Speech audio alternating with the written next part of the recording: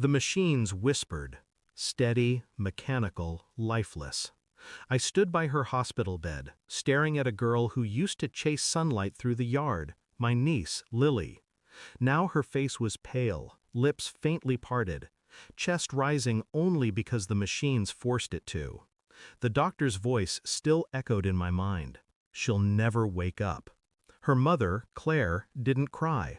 She just turned, grabbed her coat, and left. Not a word, not a backward glance. I stayed. I told myself it was because someone had to, because family doesn't abandon family.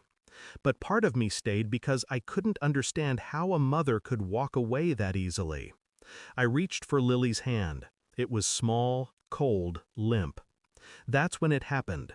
Something slipped from her fingers. A folded piece of paper, edges damp from her skin. I opened it. My name was written across the top in shaky letters. Below it, 4 words.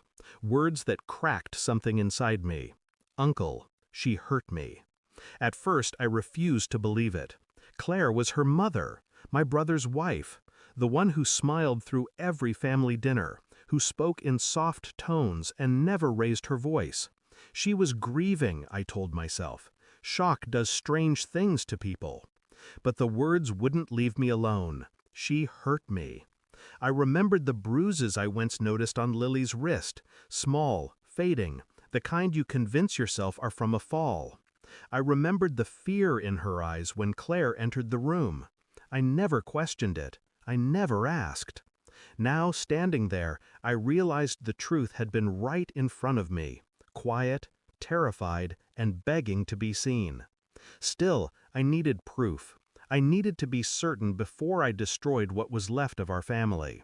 That night I went to Claire's house. She was packing, bags everywhere.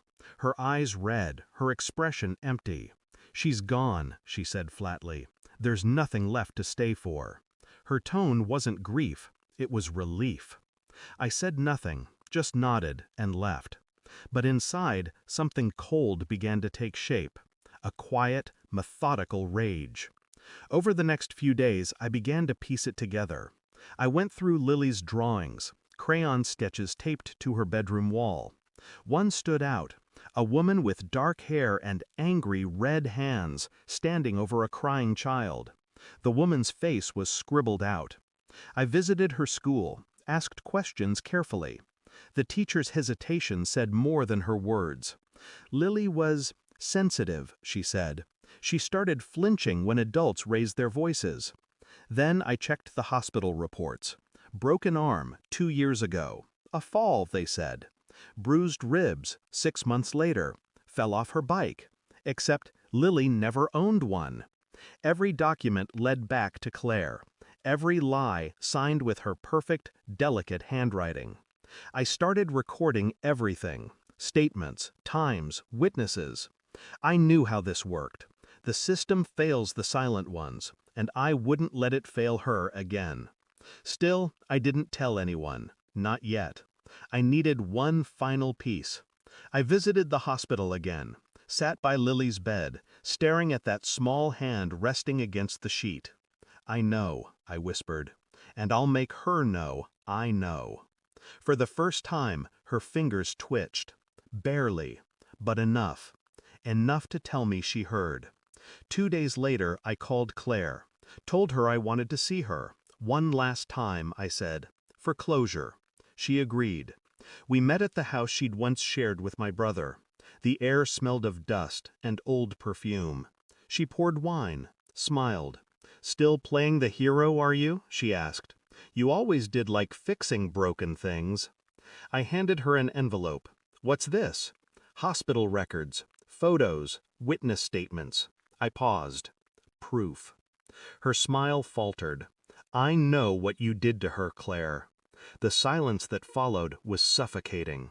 She tried to deny it, then rationalize it.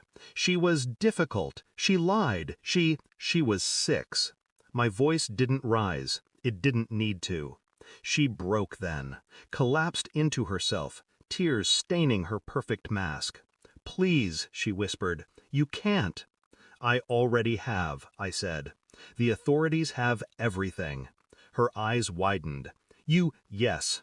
While you were busy running, I was building the truth. I walked her to the door. She was shaking now, her face hollow. Outside, 2 officers waited. Her gaze darted between me and them, realization dawning like slow death. You ruined me, she said. I met her eyes, calm, detached. No, Claire, you did that yourself. They took her away without a struggle.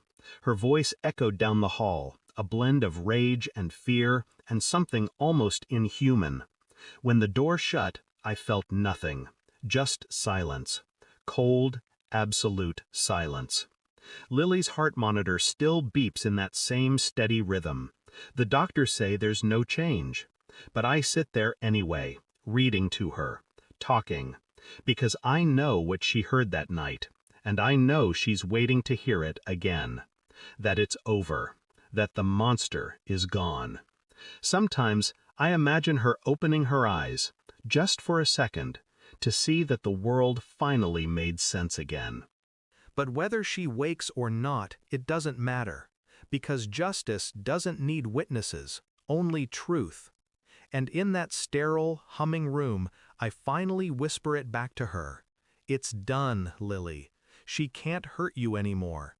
Her hand twitches once more, and for the first time, I let go.